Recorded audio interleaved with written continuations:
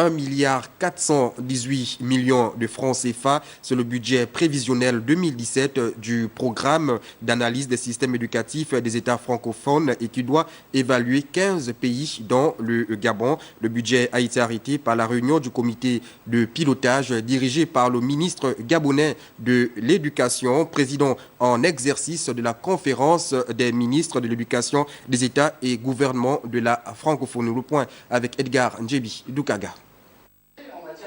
Une trentaine de conseillers techniques, des correspondants nationaux et des représentants des bailleurs de fonds de la conférence des ministres de l'Éducation des États et gouvernements de la francophonie se sont réunis à Dakar au Sénégal sous la présidence en exercice du ministre gabonais de l'Éducation.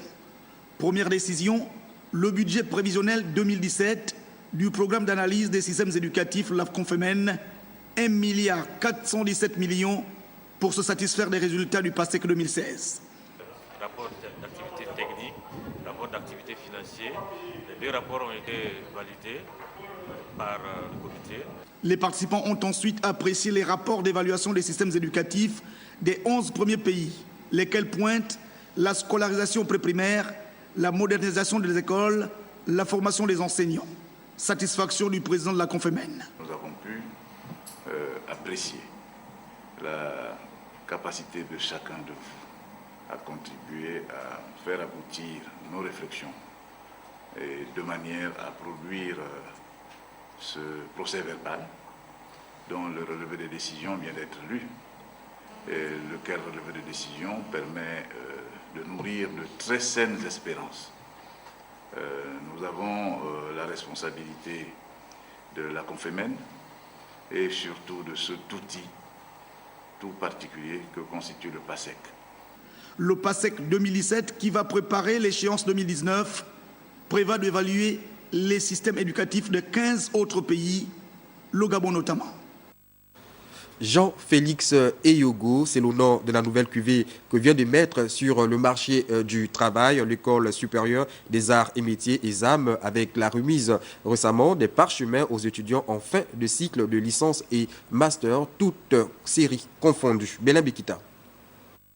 Après plus d'une décennie au service de la formation des cadres devant contribuer au développement du Gabon, l'École supérieure des arts et métiers récente ses champs d'action, notamment avec un module en entrepreneuriat, par l'entremise de la direction des études et de la pédagogie, animée par le professeur Jean-François Ouaille, qui vise la modernisation des curricula et la maximisation d'une intégration professionnelle réussie.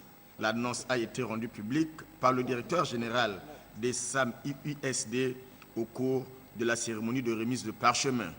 Cette démarche vise à doter nos apprenants d'un potentiel pouvant les rendre opérationnels dans des organisations qui les employeraient et ou développer en eux des capacités entrepreneuriales inhérentes à l'auto-emploi.